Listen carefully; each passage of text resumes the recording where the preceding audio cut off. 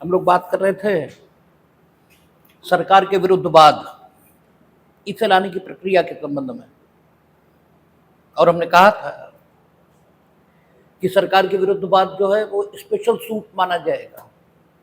और special suit इस वजह से माना जाएगा क्योंकि सामान्य वादों से उसकी प्रक्रिया ये भिन्न है। सामान्य वाद संस्थित करने के लिए आपको किसी प्रकार के किसी नोटिस को देने की कोई जरूरत नहीं है। सामान्यवाद जिस वादी के विरुद्ध संस्थित होगा उस वादी का नाम, निवास आदि आदि आपको वाद पत्र में वर्णित करना होगा। ऐसा हम लोगों ने नियमों में देखा है। आदेश 7 पढ़ा था हम लोगों ने, वो बताता था वाद पत्र की विरचना ये कैसे करेंगे आप, और वो बताता था कि सबसे पहले क्या क्या चीजें लिखी जाएंगी। आदेश 7 नियम एक था, आप शुरुआत से देखते थे कि क्या क्या चीजें उसमें लिखी जाएंगी। लेकिन जो सरकार के विरुद्ध वाद है उसमें उन्होंने सीधे सीधे सेक्शन 79 में कह दिया कि अगर आपको केंद्र सरकार के विरुद्ध मुकदमा लाना है तो भारत संघ इसी को पार्टी बनाना होगा। आपको राज्य सरकार के विरुद्ध मुकदमा लाना है तो संबंधित प्रदेश इसका नाम ये लिखा जाएगा, और विदाउट नोटिस आप मुकदमा नहीं लाएंगे। हालांकि ये कोई एब्सोल्यूट रूल हो ऐसा भी नहीं। अभी हम लोग देखेंगे सेक्शन 80, वहां बताएगा कि कब कब नोटिस के दिए जाने से आपको छूट मिल सकती है। लेकिन नॉर्मल सिचुएशन यही है। वहां यह भी बताएगा कि छूट दे भी दी और उसके बाद पता यह लगा कि छूट दिए जाने के लिए कोई उपयुक्त मामला ये नहीं था, तो फिर सूट वापस हो जाएगा। सूट वापस हो जाएगा meaning that by your plaint will be rejected नहीं, क्योंकि अगर रिजेक्ट हुआ तब तो वो क्या होगा, डिग्री, डीम्ड डिग्री की परिभाषा में जब हम लोगों ने डिग्री की डेफिनेशन देखी थी तो वहां कहा था डिग्री न्यायालय का न्याय निर्णय है। और आपसे उस समय चर्चा हुई थी कि चूंकि स्पेसिफिकली कहा कि डिग्री न्यायालय का न्याय निर्णय है, इससे यह संदेह पैदा होता है कि क्या न्याय निर्णय न्यायालय के अतिरिक्त किसी और का भी हो सकता है। क्योंकि जब उसने कहा डिग्री न्यायालय का न्याय निर्णय है, इसका मतलब यह हुआ कि कुछ और अथॉरिटीज भी हो सकती हैं जिनके न्याय निर्णय हो और वो डिग्री नहीं होंगी, इसीलिए तो यह लिखा। नहीं तो इस भाषा में इसको लिखने की जरूरत क्या है कि डिग्री न्यायालय का न्याय निर्णय है। इसका मतलब स्पेसिफिकली लेजिस्लेचर इंफेक्शन देना चाहती है। और आपसे हमने लगातार बोला है कि लेजिस्लेचर निरुद्देश्य कोई काम नहीं करती है। अगर लेजिस्लेचर ने कुछ लिखा है इसका मतलब यह हुआ कि there is some intention behind that. आपको उस लेजिस्लेटिव इंटेंशन की पहचान ये करनी होगी। तो कहता था डिग्री न्यायालय का न्याय निर्णय है। न्यायालय का न्याय निर्णय मीनिंग देयर बाय, इसी से बात क्लियर हो जाती है कि there may be several other authorities which may also be adjudicated, but the adjudication of themselves cannot be considered as a degree. ठीक है, डिग्री सिर्फ तभी होगा जब वो न्यायालय का न्याय निर्णय हो। और न्यायालय जब सीपीसी में लिखा है इसका मतलब सिविल कोर्ट, इसका मतलब क्रिमिनल कोर्ट या रेवेन्यू कोर्ट हो ही नहीं सकता। तो उसने पहली इसेंशियल डिग्री का बताया था कि डिग्री न्यायालय का न्याय निर्णय है। फिर उसने कहा था कि दूसरा इसेंशियल डिग्री का क्या है, डिग्री न्यायालय का न्याय निर्णय है जो वाद में अंतर्ग्रस्त सभी या किन्हीं प्रश्नों का निश्चायक अवधारण करता है। कहां तक, जहां तक वाद के पक्षकारों का संबंध है। ए कहता है मकान मेरा, बी कहता है मकान मेरा, तो जहां तक वाद के पक्षकारों का संबंध है वहां तक ए का है, बी का है, ये तय कर देगा। हो सकता है सी का हो, जिसे पार्टी नहीं बनी, ए और बी ने मिलकर। हालांकि ऐसी दशाओं में ए और बी के बीच पारित डिग्री का कोई मतलब नहीं रहेगा, लेकिन हो सकता है ए और बी को भी ना मालूम हो कि सी मालिक, ठीक है, सी के पास वसीयत है, जो सी को भी नहीं मालूम कि मेरे पास वसीयत है, क्योंकि वो मृतक की लाकर में रखी हुई थी, और लाकर जब खुला तो पता ये लगा कि न ए मालिक न बी मालिक, मालिक तो सी, ठीक है ना। तो संभव तो कुछ भी है, इसीलिए उसने कहा डिग्री न्यायालय का न्याय निर्णय है, जो वाद में के सभी या किन्हीं प्रश्नों का जहां तक वाद के पक्षकारों का संबंध है, ठीक है, उनका निश्चायक तौर पर अवधारण करती है। निश्चायक तौर पर मीनिंग फाइनली है, जहां तक वाद के पक्षकारों का संबंध है, तो पक्षकारों के बीच ये तय कर देगा फाइनली कि मकान किसका है, ए का या बी का, ठीक है, निश्चायक तौर पर अवधारण करती है। और फिर आगे उसने कहा कि जब ये किन्हीं एक प्रश्न का निश्चायक तौर पर अवधारण करती है तो ये प्राथमिक कहलाती है, और जब ये सभी प्रश्नों का निश्चायक तौर पर अवधारण करती है तो ये अंतिम डिग्री कहलाती है। और फिर उसने आगे कहा था कि वाद पत्र का निरस्तीकरण, ठीक है, यह धारा 144 में के किसी प्रश्न का अवधारण डिग्री की डेफिनेशन में आता है, और व्यतिक्रम के लिए खारिजी का कोई आदेश, व्यतिक्रम meaning thereby you have not presented, you are absent on that day on which you are called by the court for the appearance, ठीक है ना। तो व्यतिक्रम के लिए खारिजी का कोई आदेश, हालांकि व्यतिक्रम का ये सिर्फ एक उदाहरण है। व्यतिक्रम का मतलब यह हुआ कि जो कुछ आपसे कहा गया वो आपने किया नहीं। आपसे कहा गया सिक्योरिटी डिपॉजिट करिए, नहीं की। आपसे कहा गया क्वेश्चन आंसर का उत्तर दीजिए, नहीं दिया, ठीक है ना। व्यतिक्रम के लिए खारिजी का कोई आदेश या ऐसा कोई आदेश जिसकी अपील आदेशों की अपील की भांति होती है, वो डिग्री की डेफिनेशन में नहीं आता। तो एक बात तो आई गई थी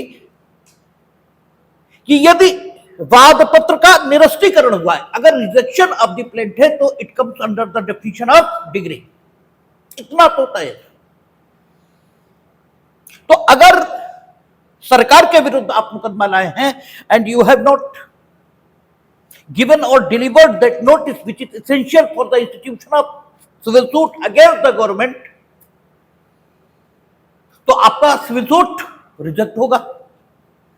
और अगर आपको अनुमति दी गई है धारा 80 के अंतर्गत, अभी देखेंगे, गवर्नमेंट के खिलाफ मुकदमा लाने के लिए बिना नोटिस दिए ये अनुमति आपको मिली है न्यायालय की, तो भी अगर मामला उपयुक्त तो नहीं पाया गया, उस लेवल का नहीं पाया गया, उस कैटेगरी का नहीं पाया गया जिसमें आपको छूट मिल जानी चाहिए थी, तो फिर क्या होगा कि आपका वाद पत्र वापस कर दिया जाएगा, न कि रिजेक्ट होगा, क्योंकि रिजेक्ट होते वो डिग्री हो जाएगा, ठीक है ना। और रिजेक्शन का कोई मतलब भी नहीं है। एक टेक्निकल रिक्वायरमेंट थी, ठीक है, कि नोटिस दिया जाना चाहिए था, वो नहीं दिया गया, और उसके लिए भी आपने न्यायालय से अनुमति ली, न्यायालय ने दी भी, बाद में उपयुक्त मामला वो नहीं मिला कि नोटिस दिए जाने से छूट दी जाती है, तो आपका वाद वापस कर दिया जाएगा। काहे के लिए कि नोटिस दीजिए और फिर आपकी समस्या का समाधान न हो तो 2 महीने बाद आइएगा, क्योंकि नोटिस 2 महीने का देना है।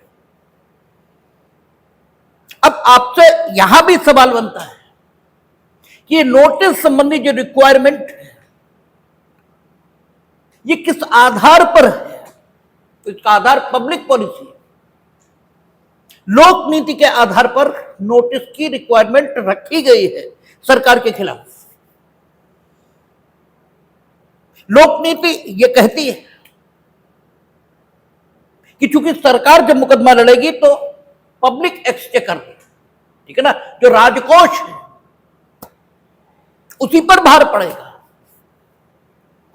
इसलिए डिस्प्यूट को एमिकेबली सेटल करने के लिए द्विपक्षीय तरीके से उसका समाधान करने के लिए विवादों का सरकार को मौका मिलना चाहिए, और ये सभी के हित में, क्योंकि सरकार मुकदमा लड़ेगी तो पब्लिक एक्सचेकर पर लोड आना ही आना है। तो अगर आपकी बात जायज है तो लिटिगेशन क्यों शुरू किया जाए, एमिकेबली सेटल हो जाए। हाँ, तुम ही नाजायज बात पर अड़े हो तब बात अलग है। लेकिन हमने पिछली बार भी चर्चा की थी कि यह लोक नीति पब्लिक पॉलिसी पर आधारित जो बात रखी गई है, इसका उस ढंग का उपयोग, जिस ढंग के उपयोग को सोच कर यह सेक्शन शामिल किया गया था, वैसा हुआ नहीं है। अधिकतम मामलों में सरकार 2 महीने के इस समय का कोई उपयोग नहीं करती सिवाय दूसरों को तंग करने के। अब सरकार जैसे ही कहते हैं वैसे आपके दिमाग में प्राइम मिनिस्टर ऑफ इंडिया या chief minister of Uttar Pradesh ये आ जाते हैं। यही सबसे बड़ी दिक्कत है। और आप इन आईएएस और आईपीएस को भगवान मानते हैं, जबकि असली उत्तरदायी ये है, वो टॉप, ठीक है, जो सरकार की सर्वोच्च अवस्था है वो प्राइम मिनिस्टर और चीफ मिनिस्टर होते हैं। वो केवल और केवल पॉलिसी, ठीक है, निर्माण का काम करते हैं। वो केवल ये तय करेंगे कि सिलेबस में क्या रहेगा क्या नहीं रहेगा, ठीक है, बाकी सारे काम इन लोगों के जिम्मे होते हैं। तो असल उत्तरदायी ये हैं, और इनकी एक आदत होती है, करो ही मत, भला हो तो मत करो, अच्छा हो तो मत करो, बुरा हो तो मत करो। अच्छा होगा लटकाए रहो, मतलब उसका जायज हक है तो लटकाए रहो, अब के पैसे देगा, भाई क्या करेगा, अब के पैसे देगा, ठीक है, फिर पैसे लो और ठीक काम जो बिना पैसे होना चाहिए था वो कर दो। और गलत काम तो करना ही नहीं है, क्योंकि गलत काम करके खुद जेल जाना है क्या। रिश्वत देकर हमेशा वही काम होता है जो हो सकता है कानूनन जिसे होना चाहिए। रिश्वत देकर वो काम नहीं होता कभी भी जो गलत है, जो नहीं होना चाहिए, क्योंकि तब तो जेल जाएंगे। तो इस सेक्शन को फेल कर देने का पूरा काम जो अपने आईएएस बंधु हैं उन्होंने ही कर दिया। और उन्होंने हम तो जो देखते हैं उसमें हमें तो ये दिखता है कि असल उत्तरदायित्व, ठीक है, लाल फीताशाही का जो सरकारी कार्यक्रमों में देरी होती है उसके लिए तो ये आईएएस ही उत्तरदायी है। आधा लिटिगेशन तो तब खत्म हो जाए यदि ये ठीक से जिसलिए बनाए जाते हैं वो काम करना शुरू कर दें। असली उत्तरदायी तो यही है। लेकिन जनता के बीच, जनता चूंकि मूर्ख होती है तो वो तो कुछ भी, अच्छा फिर वो ये कहना शुरू कर देंगे वो ठीक क्यों नहीं करते प्राइम मिनिस्टर, चीफ मिनिस्टर। तुम अच्छा ठीक करके देखो, तुम किसी स्कूल के प्रिंसिपल हो जाओ कॉलेज के, और सब निकम्मे हो वहां। तुम किसी के ऊपर एक्शन लेके देखो, सब हड़ताल चले जाएंगे। अब कॉलेज बंद, ठीक है, तो जो पब्लिक का दबाव है वो आप पे बनना शुरू, क्योंकि सब बताएंगे आप खराब, जबकि सब खराब। उलट स्थिति आएगी। तो जो ठीक व्यक्ति वो थोड़ी देर में सोचेगा हमें क्या मतलब, जैसा चल रहा है चलने दो, ठीक है, तो वो वैसा ही रहेगा। मतलब हम तो पिछली क्लास में भी कह रहे थे कि क्या ठीक, पेपर लीक हुआ इसे स्वीकार करके दोबारा पेपर कराना,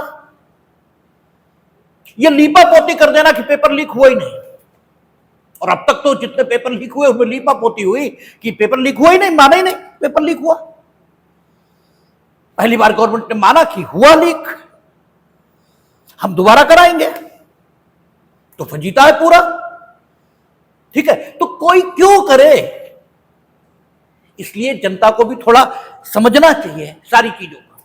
क्या सेक्शन 80, तो सेक्शन 80 में रिलैक्सेशन ये भी मिल सकता है अगर उस योग्य मामला है और आप जो प्लेंट फाइल करेंगे उसमें ये लिख कर आएंगे कि आपने सेक्शन 80 का नोटिस दिया था या नहीं दिया था।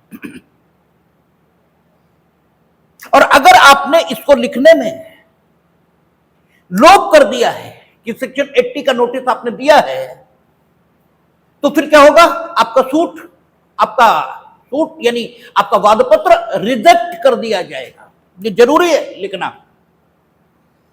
ठीक है, ये भी स्पेशलिटी है नॉर्मल सूट की जगह। नॉर्मल सूट पर कोई नोटिस देना ही नहीं और न लिखना है। तो सेक्शन 80 आप देखेंगे, कहता सूचना, कहता उसके सिवाय जैसा उपधारा 2 में उपबंधित है, सरकार के जिसके अंतर्गत जम्मू कश्मीर राज्य की सरकार भी आती है, या ऐसे कार्य की बाबत जिसके बारे में यह तात्पर्य कि वह ऐसे लोक अधिकारी द्वारा अपनी पदीय हैसियत में किया गया है। लोक अधिकारी के विरुद्ध कोई वाद तब तक संस्थित नहीं किया जाएगा जब तक वाद हेतु का, वादी के नाम, वर्णन और निवास स्थान का और जिस अनुतोष का वह दावा करता है उसका कथन करने वाली लिखित सूचना केंद्रीय सरकार की दशा में, वहां के सिवाय जहां वह रेल से संबंधित है उस सरकार के सचिव को, केंद्रीय सरकार के विरुद्ध वाद की दशा में जहां वह रेल से संबंधित है उस रेल के प्रधान प्रबंधक को, जम्मू कश्मीर राज्य की सरकार के विरुद्ध वाद की दशा में उस सरकार के मुख्य सचिव को या उस सरकार द्वारा इस निमित्त प्राधिकृत किसी अन्य अधिकारी को, किसी अन्य राज्य सरकार के विरुद्ध वाद की दशा में उस सरकार के सचिव को या जिले के कलेक्टर को परिदत्त किए जाने या उसके कार्यालय में छोड़े जाने के और लोक अधिकारी की दशा में उसे परिदत्त किए जाने या उसके कार्यालय में छोड़े जाने के पश्चात 2 मास का अवसान न हो गया हो, और वाद पत्र में यह कथन अंतर्विष्ट होगा कि ऐसी सूचना ऐसे परिदत्त कर दी गई है या छोड़ दी गई है। यह होगा, मैंडेटरी है। और अगर आपने इसको उल्लिखित करने से छोड़ दिया तो आपका जो सूट है वो रिजेक्ट हो जाएगा। और अगला सवाल जो बनता है वो यही बनता है कि नोटिस संबंधी आवश्यकता धारा 80 के किस सबसेक्शन में वर्णित है? तो 80 सबसेक्शन 1, उसमें नोटिस संबंधी आवश्यकता का उल्लेख किया गया है। नोटिस कितने मास का होगा? 2 मास का होगा। नोटिस के इसेंशियल्स क्या है? वादी का नाम, वर्णन और निवास स्थान। ठीक है, वो कारण जिसकी वजह से वो मुकदमा लाना चाहता है, यानी वाद कारण का उल्लेख, और तीसरा वो अनुतोष जिसका वो दावा करता है। अगर ये 3 बातें हुई नहीं तो नोटिस का वर्णन या नोटिस संबंधी आवश्यकता जो सीपीसी में रखी गई सरकार के विरुद्ध वाद की दशा में, वो पूरी हो ही नहीं सकती। रखा तो इसलिए गया नोटिस का प्रावधान कि जो डिस्प्यूट हैं सिटीजन और सरकार के बीच, वो बिना मुकदमे के एमिकेबली सेटल हो सके। तो इसके लिए सबसे पहले वो व्यक्ति तो आइडेंटिफाई हो। अगर उसकी पहचान ही संबंधित सरकार को या संबंधित लोक सेवक को स्पष्ट नहीं हुई है तो आखिर वो एमिकेबली सेटल किसके साथ करेंगे अपने डिस्प्यूट को? भाई सामने वाला कौन है ये तो पता लगना चाहिए। इसीलिए उसने कहा वादी का नाम, केवल नाम नहीं, क्योंकि एक नाम के 20 लोग हो सकते हैं, ठीक है, नाम वर्णन, और वर्णन क्या होता है? सन ऑफ, ठीक है, रेजिडेंट ऑफ, वादी का नाम, वर्णन और निवास स्थान।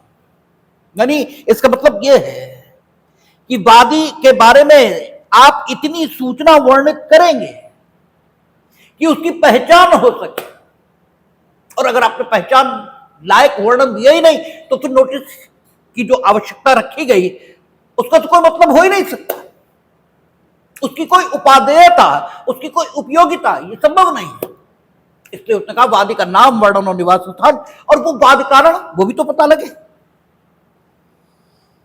अगर वाद कारण ही पता नहीं लगेगा तो समस्या की जानकारी नहीं आएगी।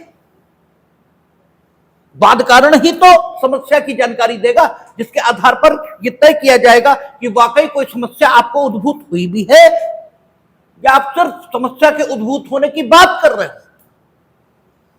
और प्रथम दशा में आप एमिकेबली सेटल करने के लिए मामला है, और द्वितीय दशा में कोई मामला ही नहीं है। इसके बाद अगर आप मुकदमा लाओगे तो फिर भाई मजबूरी है, सरकार रेसिस्ट करेगी ही करेगी। तो नाम, वर्णन और निवास स्थान, वाद कारण, और वो अनुतोष जिसका वो दावा करता है। ठीक है, आपके पास वाद कारण है, लेकिन उस वाद कारण के आधार पर तुम्हें वो थोड़ी मिल जाएगा जिसका तुम दावा कर रहे हो। अगर तुम्हारा दावा गलत है, ठीक है, जैसे आजकल बड़ा परंपरा चल पड़ी है, छोटा सा भी मामला हो जाए बोले सीबीआई की इन्वेस्टिगेशन, जिससे सीबीआई में सब देवदूत आएंगे और वो इन्वेस्टिगेट करके रख देंगे। अब मेरी समझ में नहीं आता कि एक और तो बताते हैं कि सीबीआई साहब केंद्र सरकार का तोता है, सीबीआई का तो पॉलिटिकल उपयोग होता है। तो जब सीबीआई का पॉलिटिकली उपयोग होता है तो फिर भाई सीबीआई की इन्वेस्टिगेशन की क्या जरूरत? फिर तो पुलिस का भी पॉलिटिकल उपयोग होता है, सीबीआई का भी पॉलिटिकल उपयोग होता है, सबका पॉलिटिकल उपयोग होता है, तो इन्वेस्टिगेशन होनी ही नहीं चाहिए। फिर तो आपकी मांग ये होनी चाहिए कि no, there should be no investigation. फिर तो आपकी मांग ये होनी चाहिए कि साहब जज साहब खुद इन्वेस्टिगेशन करें, ये होनी चाहिए। अदरवाइज इसका मतलब ही क्या बचा भाई? एक और आप कहते हैं कि सीबीआई तो केंद्र सरकार के हाथ का तोता है, और दूसरी ओर आप बताते हैं सीबीआई इन्वेस्टिगेशन। तो सीबीआई को, ठीक है, इन्वेस्टिगेशन काहे दी जाए? चलो दी जाए, चलो ऐसे है तो क्या हर मामले का आप सीबीआई इन्वेस्टिगेशन ही होगा? तो पुलिस क्या करेगी? सीबीआई का गठन जिस एक्ट के अंतर्गत हुआ, उस एक्ट में कुछ उद्देश्य बताए। जैसे एनआईए का गठन किया तो उन्होंने कुछ उद्देश्य बताए कि इन उद्देश्यों की पूर्ति के लिए इन्वेस्टिगेशन सीबीआई से कराया जाएगा। ठीक है, जहां हाई प्रोफाइल लोग और उनके करप्शन के मामले हो, वहां सीबीआई इन्वेस्टिगेशन ठीक है, क्योंकि सीआरपीसी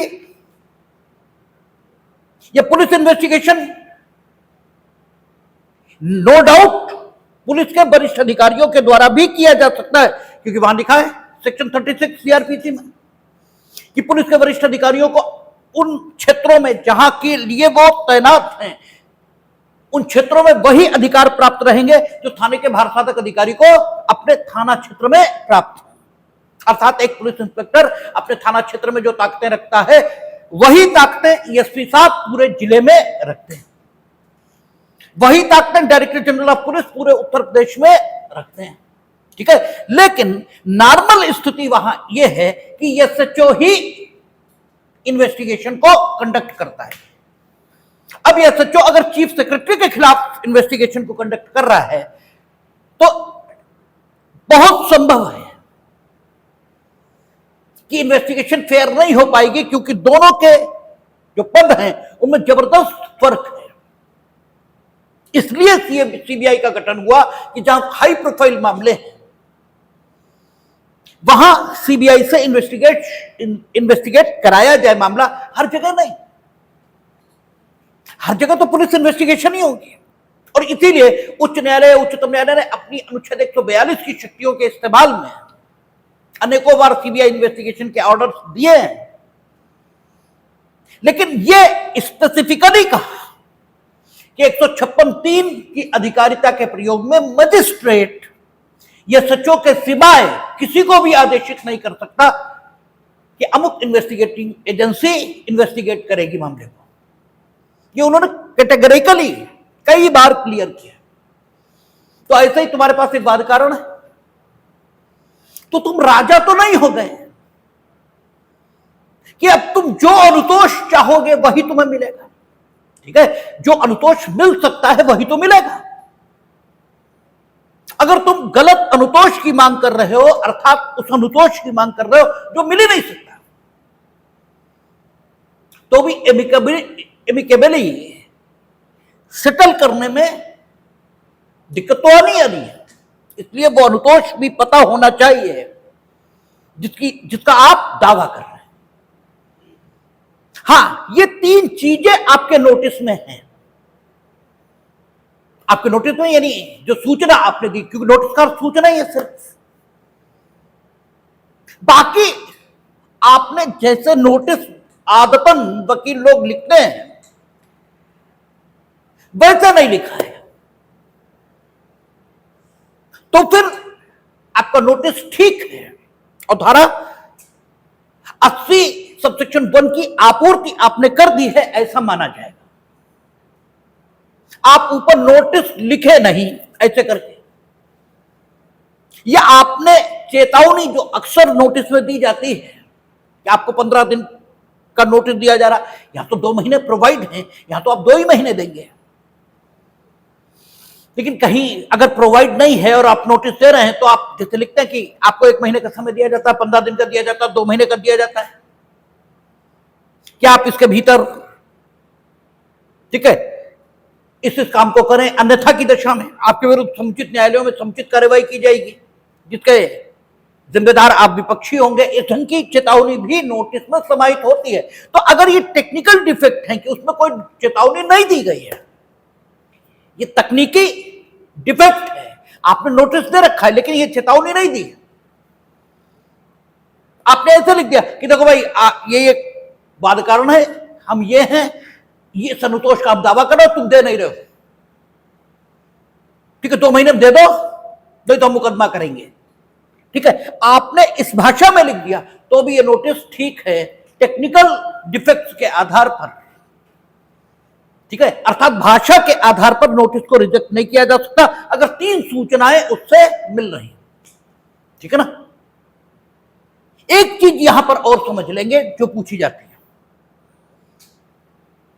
कि चूंकि ये प्रक्रिया सेक्शन 80 क्या है, प्रक्रिया का भाग है और सरकार के भले के लिए रखा गया है।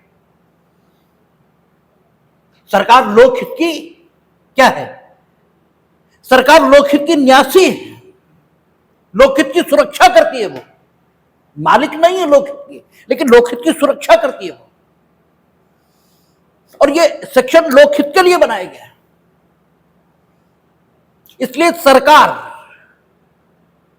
इसके भले के लिए सेक्शन है ऐसा माना जाता है। और तुम्हारे भले के लिए जो कुछ है वो तुम छोड़ दो। ठीक है, इससे किसी को क्या फर्क पड़ता है। हालांकि मूल अधिकार जो तुम्हारे भले के लिए वो तुम नहीं छोड़ सकते, क्योंकि वो इसलिए नहीं छोड़ सकते क्योंकि वो मूल है, वो मूल है।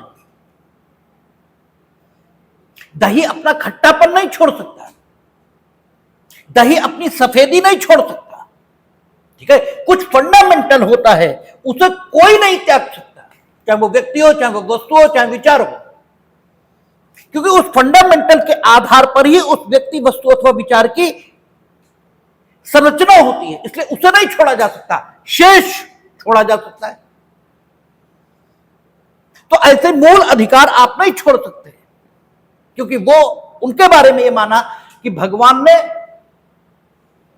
उन्हें आपको देकर भेजा है, आपको देकर भेजा, मीनिंग देयर बाय। स्वयं भगवान ऐसा मानते हैं कि मिनिमम मनुष्य को इतने अधिकार तो होने ही चाहिए, तो उतने अधिकार देकर उन्होंने स्वयं भेजा है। आपके सिस्टम ने, यानी आपके कॉन्स्टिट्यूशन आदि इंस्टीट्यूट्स ने उन अधिकारों को सिर्फ मान्यता दी है, इससे ज्यादा कुछ भी नहीं, वो उन्होंने दिए नहीं, इसलिए छीन भी नहीं सकते। लेकिन प्रक्रियागत जो अधिकार है, जैसे आप मुकदमा लाने का आपको अधिकार सीपीसी सीआरपीसी दे रही है अपने साथ गलत होने की दशा में, ये क्या है, प्रोसीजरल राइट है मुकदमा लाना। आप कतई मत लो, ठीक है, आप मत लो, आपकी इच्छा। हालांकि अपराधों की दशा में, चूंकि अपराध व्यक्ति के साथ साथ समाज के भी खिलाफ होता है, इसलिए अपराधों की दशा में उन्होंने 2 कैटेगरीज कर दी, असंज्ञेय और संज्ञेय। ठीक है, अगर संज्ञेय अपराध आपके साथ हुआ तो वो सिर्फ आप ही के साथ नहीं हुआ है, वो राज्य के विरुद्ध भी है, राज्य की व्यवस्था के विरुद्ध भी है, इसलिए उसके संबंध में उन्होंने सीधे सीधे लिख दिया कि अगर एसएचओ को संज्ञेय अपराध के होने की सूचना मिलती है तो वो इन्वेस्टिगेट करेगा। ठीक है, वहां आपकी मर्जी नहीं चलेगी, लेकिन वहां भी अगर असंज्ञेय आपके साथ अपराध हुआ है तो आपकी मर्जी, मत लाइए मुकदमा। ठीक है, कोई दिक्कत वाली बात नहीं। और दीवानी में तो आप ही का अधिकार है, क्योंकि मुकदमा लाना प्रोसीजरल राइट है। ठीक है ना, तो जो प्रक्रिया संबंधी अधिकार होते हैं वो आप छोड़ सकते हैं। ये हम लोगों ने रेस जुडिकेटा पर जब बात की थी तब भी बात आई थी कि रेस जुडिकेटा क्या है, प्रोसीजरल राइट है।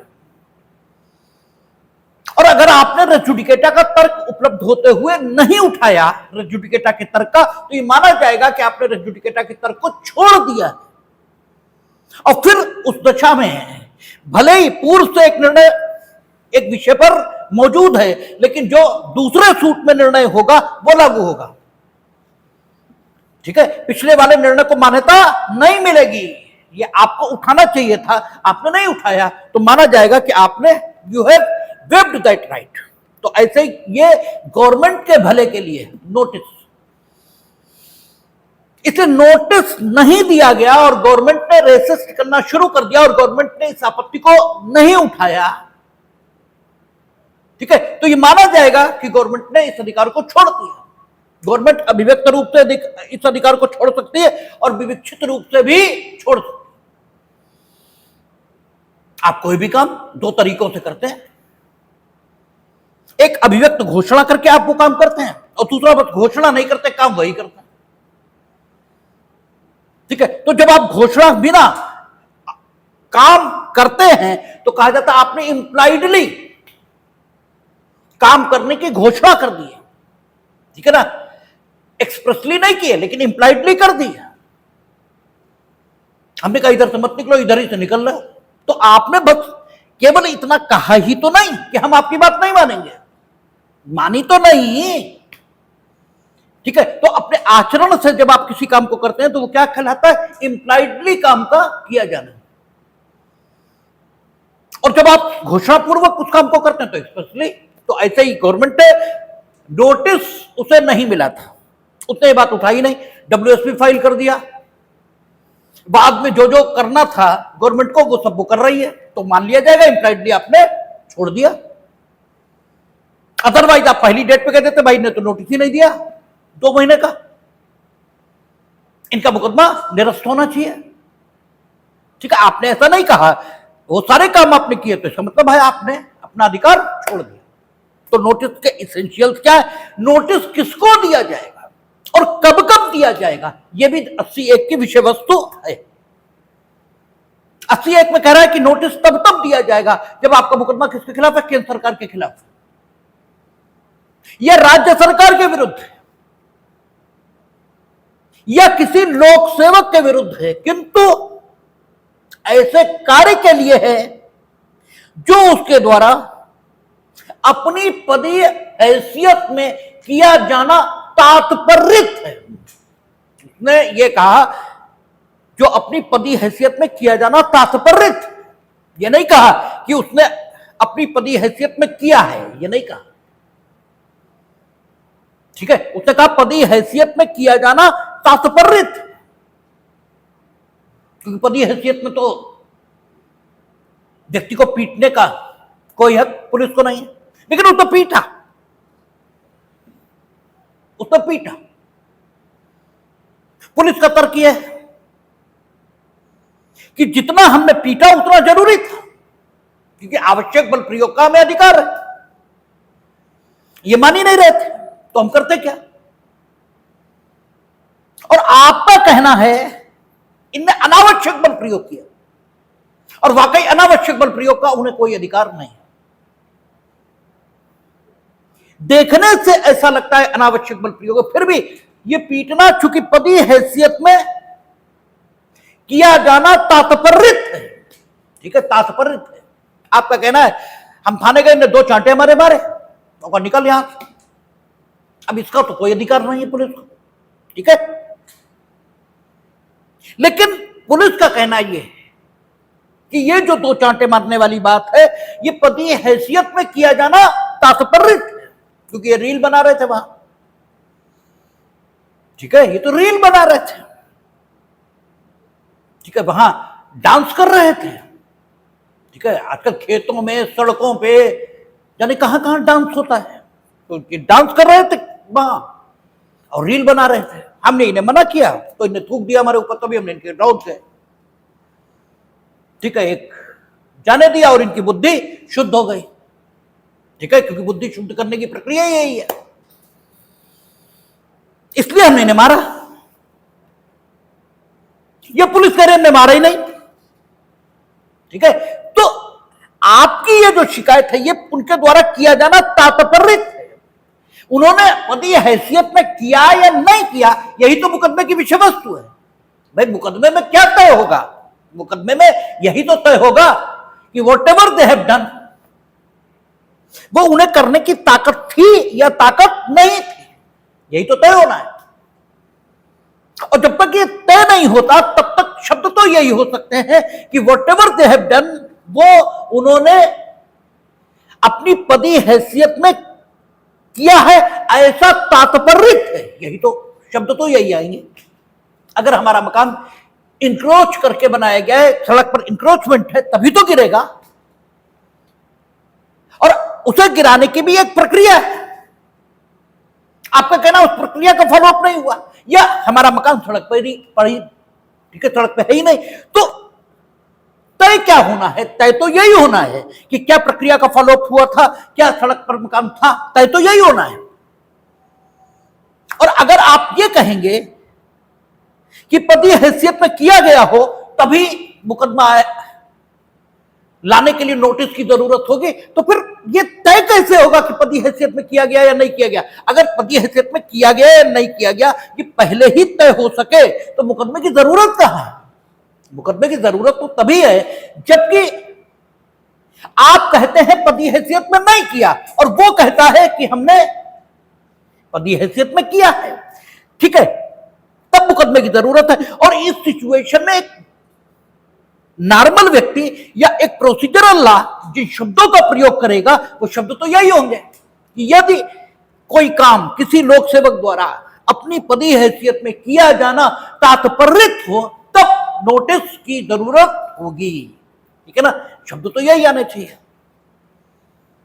इसलिए उसने कहा कि नोटिस तभी हुई जबकि लोक सेवक ने कोई ऐसा काम किया है जो उसके द्वारा अपनी पदी हैसियत में किया जाना तात्पर्यित है। यदि लोक सेवक ने जो कुछ किया वो उसकी प्राइवेट हैसियत में किया जाना तात्पर्यित है तो किसी नोटिस की जरूरत नहीं। ठीक है ना, अपनी पदी हैसियत में किया जाना तात्पर्यित है। अगर उसने अपनी प्राइवेट स्थिति में किया है, एसपी साहब छुट्टी लेकर आए और यहां पड़ोसी को लेके लाठी और पिल गए और खूब मारा क्योंकि वो अपना मकान बना रहा था और इन्हें लगता था कि इससे उनका सुखाधिकार भंग हो जाएगा, तो एसपी साहब पर फिर मुकदमा लिखने के लिए किसी परमिशन और किसी चीज की कोई जरूरत नहीं, क्योंकि ये उन्होंने अपनी प्राइवेट हैसियत में किया है। जब वो पदी हैसियत में किया जाना तात्पर्य तो तब परमिशन या नोटिस आदि की जरूरत है। ठीक है ना, अब आगे हम लोग चूंकि यहां पर धारा है और इसके साथ हम लोग आदेश 27 भी पढ़ेंगे, प्रक्रिया वहां दी है, तो आदेश 27 शायद नियम 1 है, शायद याद नहीं हमें कंफर्म। उसमें यह भी लिखा है कि अगर किसी लोक सेवक को, ठीक है, पार्टी बनाया जाएगा इसलिए कि उसमें जो कुछ अपनी पदीय हैसियत में किया जाना तात्पर्य थे उसके द्वारा, उसके आधार पर उसके खिलाफ मुकदमा रहा, तो संबंधित राज्य सरकार भी पक्षकार होगी आवश्यक तौर पर, वहां यह भी लिखा है, ठीक है ना। तो 80 जब हम लोग 27 के साथ पढ़ेंगे तो 3 स्थितियां दिखाई देंगी, ठीक है, कि लोक सेवक, संबंधित राज्य सरकार ये पक्षकार होंगी ही होंगी, और तब राज्य सरकार को नोटिस देना ही पड़ेगा। लेकिन 80 धारा 80 सबसेक्शन 1 ही पढ़े हैं, तो वो कहता है अगर केंद्र सरकार के खिलाफ आप मुकदमा ला रहे हैं तो संबंधित केंद्र सरकार को, राज्य सरकार तो राज्य सरकार को, और अगर आपका मुकदमा लोक सेवक के विरुद्ध है और आपकी शिकायत यह है कि उसने अपने पदीय हैसियत में कुछ ऐसा किया है जो उसे नहीं करना चाहिए था, तो भी आपको नोटिस देना है। अब नोटिस किसे देना है? अगर लोक सेवक का मामला है तब तो कोई बात ही नहीं, संबंधित लोक सेवक को दे दीजिए, ठीक है ना। और संबंधित लोक सेवक के साथ उन्होंने शब्द जोड़ दिया या राज्य सरकार को दे दीजिए,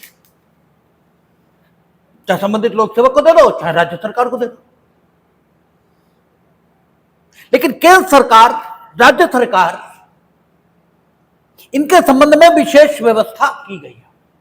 केंद्र सरकार के संबंध में क्या करेंगे आप? केंद्र सरकार का जो सचिव है, अच्छा केंद्र सरकार काहे से बनी है?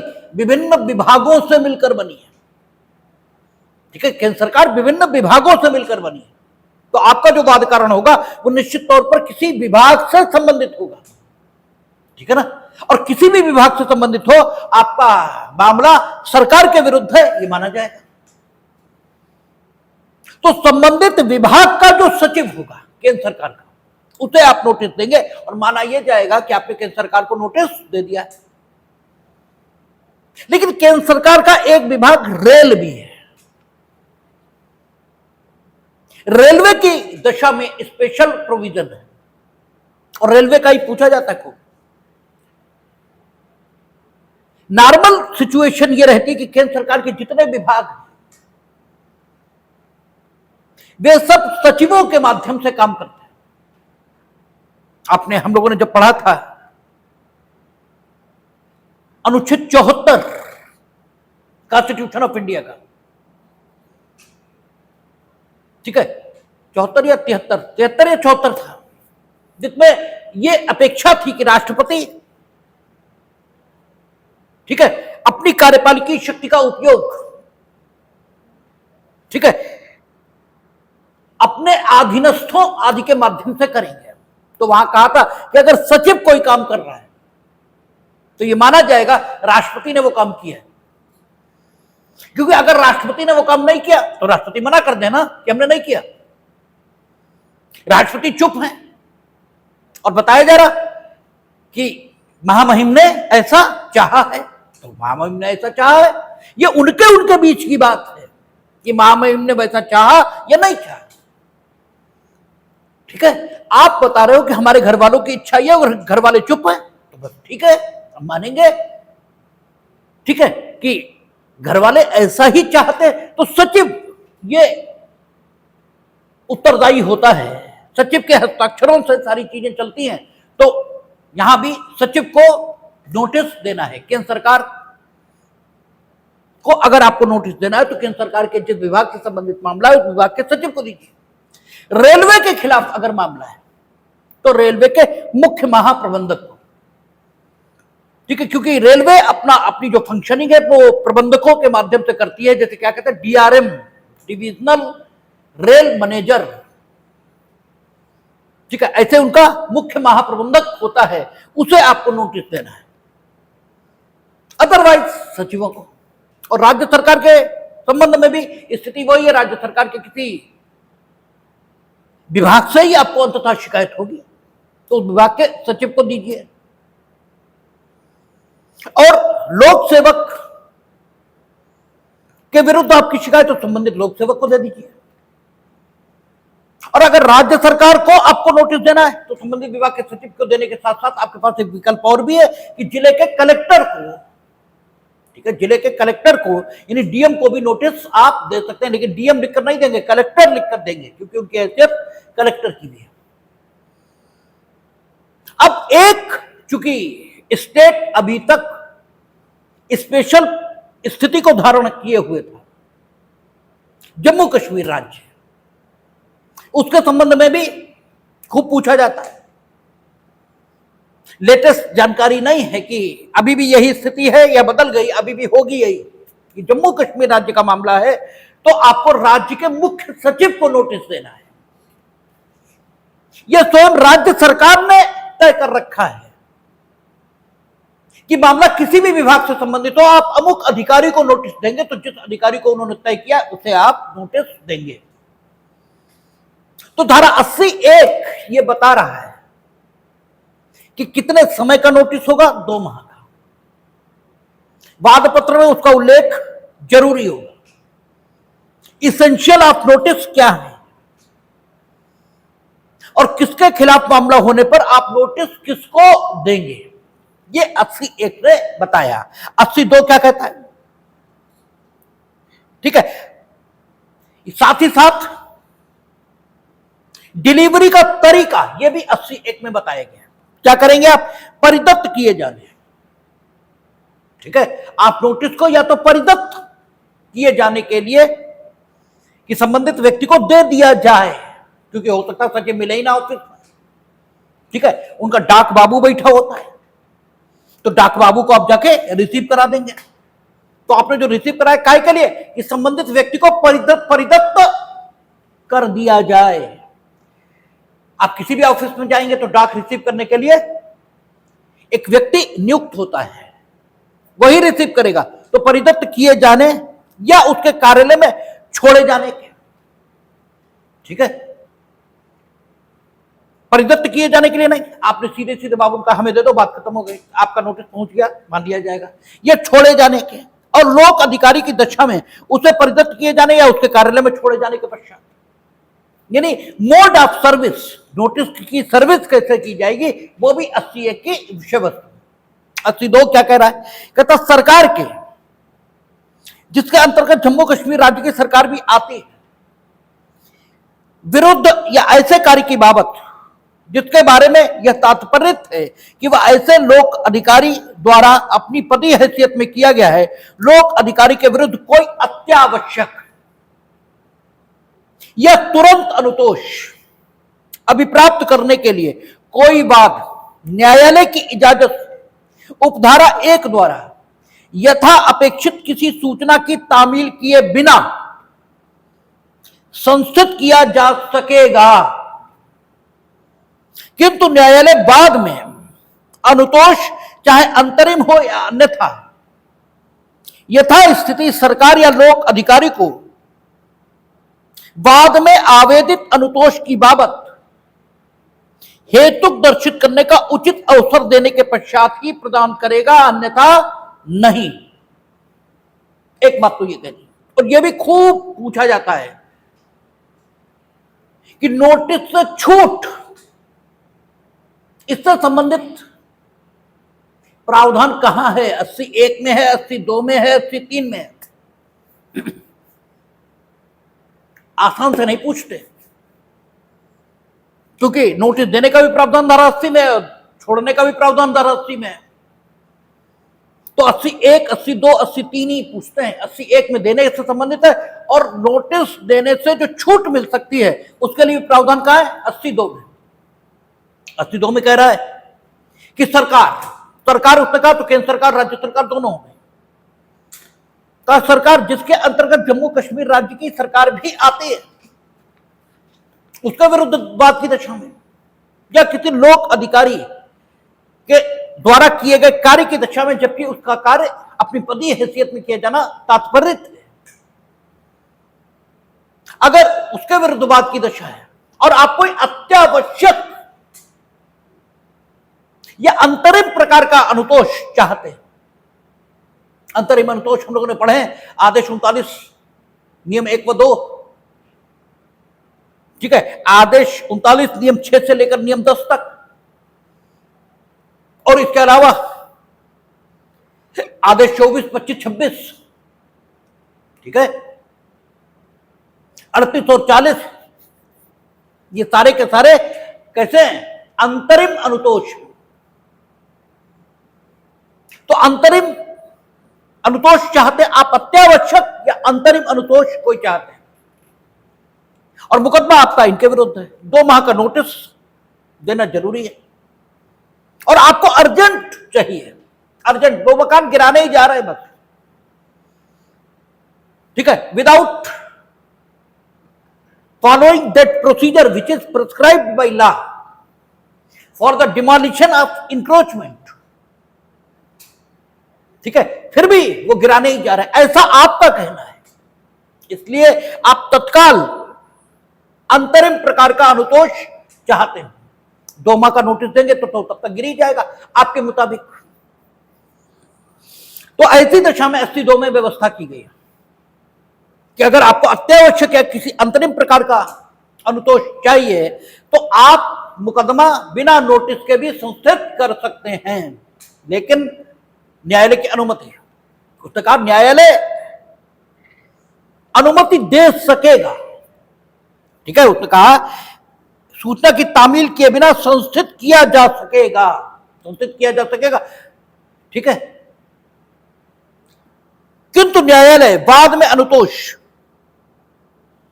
चाहे अंतरिम या अन्यथा सरकार या लोक अधिकारी को बाद में आवेदित अनुतोष की बाबत हेतु दर्शित करने का उचित अवसर देने के पश्चात ही प्रदान करेगा, अन्यथा नहीं।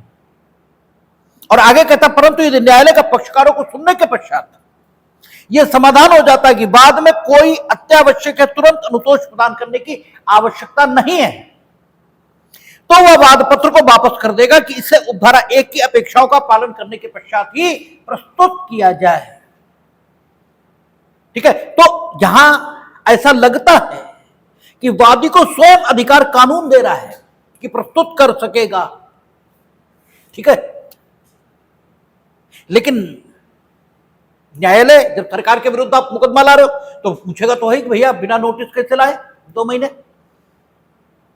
तो आप जब न्यायालय की जानकारी में लाते हैं कि अत्यावश्यक अनुतोष प्राप्त करना जरूरी है, तो उस जानकारी में लाने के लिए जो एप्लीकेशन देते हैं आप न्यायालय की जानकारी में कैसे लाएंगे कि हमें अत्यावश्यक अनुतोष चाहिए, कुछ बताएंगे तो वो जो एप्लीकेशन दी जाती है,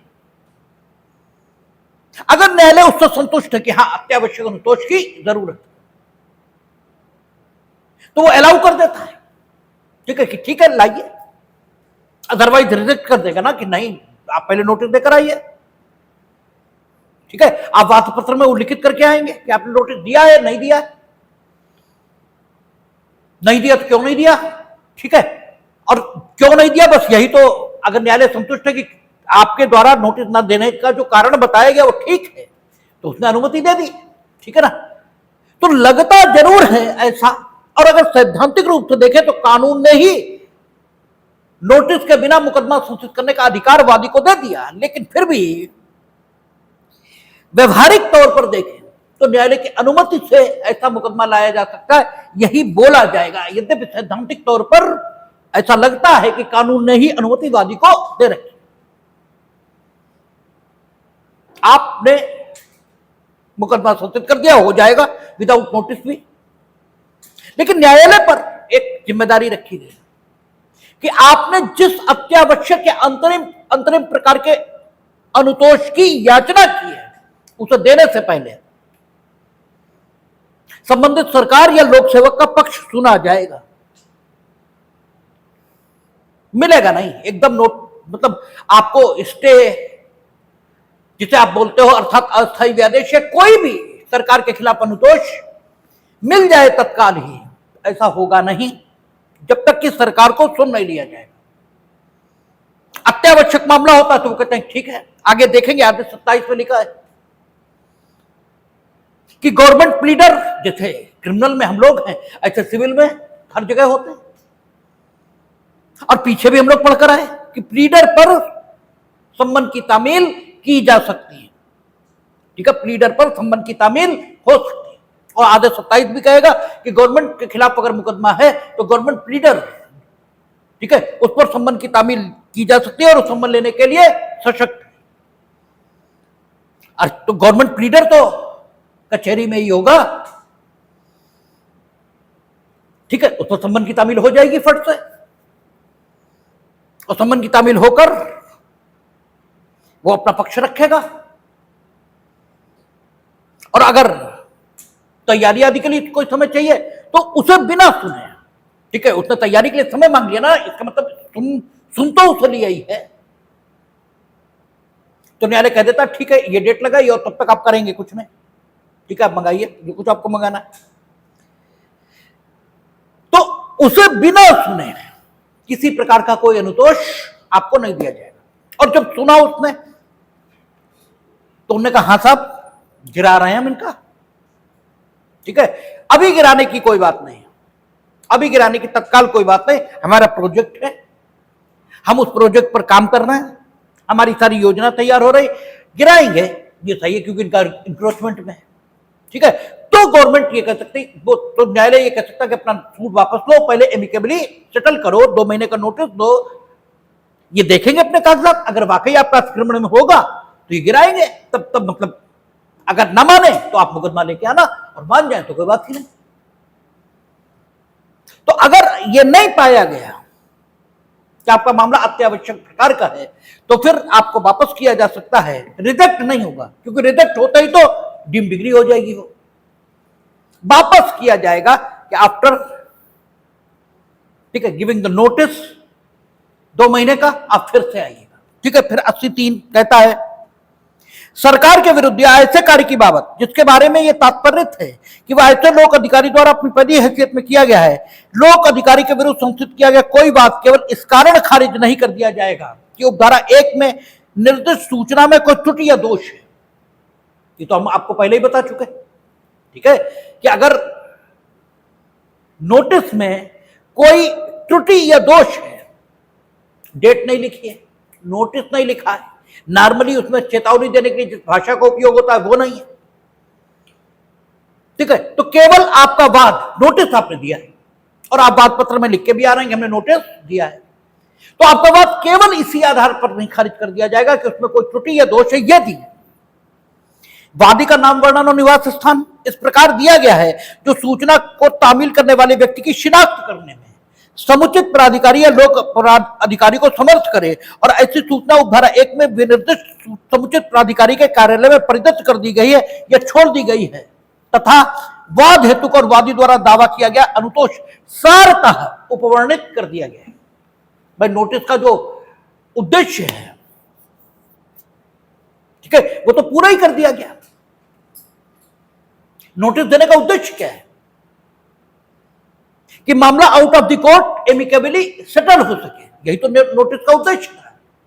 और एमिकेबली सेटल हो सके इसके लिए जरूरी क्या क्या था, वादी आइडेंटिफाई हो सके, तो उसका नाम, वर्णन और निवास स्थान ये दिया जाना चाहिए था, वो मुकदमा क्यों लाना चाहता है, उसकी वजह जायज है या नाजायज है, ये पता हो तो वाद कारण का उल्लेख होना चाहिए। वाद कारण के आधार पर उसे वो अनुतोष मिल भी सकता है या नहीं जो वो मांग रहा है, तो दावाकृत अनुतोष ये होना चाहिए, वो चीजें उसमें हैं, और वो संबंधित अधिकारी या संबंधित सरकार तक पहुंचना चाहिए, तो वो भी पहुंच गया। 80(1) की आवश्यकता के मुताबिक उनके कार्यालय आदि में छोड़ा जा चुका है, परिदत्त किया जा चुका है, केवल उसमें कुछ टेक्निकल सी कमी है, ये चीजें हैं। तो फिर आखिर नोटिस देने का उद्देश्य ये तो पूरा ही हो गया, तो जब ये पूरा हो गया तो फिर नोटिस न दिए जाने की बात और इस वजह से इसे खारिज कर दिया जाए, ये बात कहां से आ गई। तो नोटिस में अगर कोई टेक्निकल दिक्कत है, ये 3 चीजें हैं और प्रॉपरली उसे छोड़ा गया है, तो नोटिस में टेक्निकल दिक्कतों के कारण, ये टेक्निकल कमियों के कारण कोई मुकदमा निरस्त नहीं किया जाएगा, लेकिन आपको वाद पत्र में उल्लेख करना है कि आपने नोटिस दिया है। एक चीज और, ये जो 2 महीने की अवधि है इसे लिमिटेशन में गिना नहीं जाएगा, इसे एक्सक्लूड किया जाएगा लिमिटेशन में। ठीक है, अगर किसी वादकारण पर 1 वर्ष समय सीमा, ठीक है, हमें दी गई है मुकदमा लाने के लिए, और वो मुकदमा हम सरकार के खिलाफ ला रहे हैं, वो वादकारण हमें सरकार के खिलाफ उपलब्ध हो रहा है, तो ऐसे माना जाएगा मानो 14 महीने हमें मिले हैं। ठीक है, 2 महीने का तो नोटिस ही हम देंगे, तो अगर वो 2 महीने आप लिमिटेशन में काउंट कर लोगे तो फिर तो हमें 10 ही महीने मिले, फिर तो हम 10 महीने में भाई नोटिस में, अगर आपने 2 महीने का हमें नोटिस देना है ना, और उस वादकारण पर 1 साल की समय सीमा हमें उपलब्ध है मुकदमा लाने के लिए, और आप कह रहे हो 2 महीने का पहले नोटिस दो, 2 महीने का हमने नोटिस दे दिया, और आप ये 2 महीने इस 1 साल में गिन लो। ठीक है, तो इसका मतलब यह हुआ कि अब हमें 10 महीने में मुकदमा लाना है। ठीक है, अब तो हमें 10 ही महीने मुकदमा लाना है, क्योंकि 2 महीने नोटिस में निकल गए, और तब यह अनुच्छेद 14 का वायलेशन है, क्योंकि वही वादकारण दूसरे लिटिगेंट को, किसी दूसरे वादी को, एक प्राइवेट पार्टी के विरुद्ध उपलब्ध है, वही वादकारण, तो उसे 2 महीने का नोटिस नहीं देना है, तो उसके पास कितने 12 महीने। वाद कारण उत्पन्न होने के दिनांक से मुकदमा लाने के दिनांक तक उसके पास समय सीमा कितनी है 12 महीने, और हमें वही वाद कारण किसके सरकार के खिलाफ उपलब्ध है, तो हमें 2 महीने का नोटिस देना है, तो हमने 2 महीने का नोटिस दिया, और ये 2 महीने आपने मेरी लिमिटेशन में गिन लिए, तो जिस दिन 2 महीने पूरे होंगे नोटिस के, उससे 10 महीने के भीतर हमारा तो समय सीमा खत्म, तो हमें इनफैक्ट मुकदमा लाने के लिए कितना समय मिला 10 महीने, और वही वादकारण किसी और को उपलब्ध है किसी और के खिलाफ, तो उसे उसी वादकारण पर मुकदमा लाने के लिए कितना समय मिला 12 महीने। और ये जो विभेद है ये किसी युक्तिसंगत अंतरक पर आधारित नहीं। ठीक है, ये विभेद भी किया जा सकता था, अनुच्छेद 14 में हम लोगों ने देखा है रीजनेबल क्लासिफिकेशन संभव है, लेकिन दैट मस्ट बी रीजनेबल, यहां कोई रीजनेबिलिटी दिखाई नहीं देती। ठीक है, दैट इज वाई यहां कानून यह है कि लिमिटेशन इसकी गणना करने में, मर्यादा की गणना करने में, किसी भी बात कारण पर मुकदमा लाने के लिए यदि वो सरकार के विरुद्ध भी है, इस 2 महीने की अवधि को, जो नोटिस की अवधि है, लिमिटेशन में काउंट नहीं किया जाएगा। ठीक है, ये लिमिटेशन से बाहर कर दी जाएगी, तो जब लिमिटेशन से बाहर कर दी जाएगी तो 2 महीने जिस दिन नोटिस के पूरे हो गए उस दिन से 1 साल काउंट होना शुरू होगा, और फिर मेरे खिलाफ, वो हमें सरकार के खिलाफ मुकदमा लाने के लिए 1 साल पूरा उपलब्ध रहेगा। धारा 80 इसके नोटिस को माफ करने के लिए आपने आवेदन किया। ठीक है, आपने माफ करने के लिए आवेदन किया, या न्यायालय ने गलत ढंग से यह डिसाइड कर दिया कि मामला अत्यावश्यक प्रकार का नहीं है, और आप 2 महीने का नोटिस देकर आइए। ठीक है, आपका मामला वापस कर दिया, तो ये जो आदेश होगा जो बिना नोटिस दिए आपको मामला संशोधित करने से रोक रहा है, क्या यह आदेश अपील योग्य है? नहीं, क्योंकि ये 104 की परिभाषा, 104 में जो आदेश वर्णित हैं अपील योग्य, उनमें शामिल नहीं है। क्या इसका रिवीजन हो सकता है? यस, रिवीजन हो सकता है। ठीक है, क्योंकि यहां अधिकारिता के दुरुपयोग की बात आ रही है, या अधिकारिता जो न्यायालय में निहित है उसका उपयोग न करने की बात आ रही, इसलिए सिविल रिवीजन तो हो जाएगा लेकिन अपील इसकी नहीं होगी। शेष हम लोग कल बात कर लेंगे, मुख्य तो हो ही गया, बाकी बात कल कर लेंगे, देख लेंगे।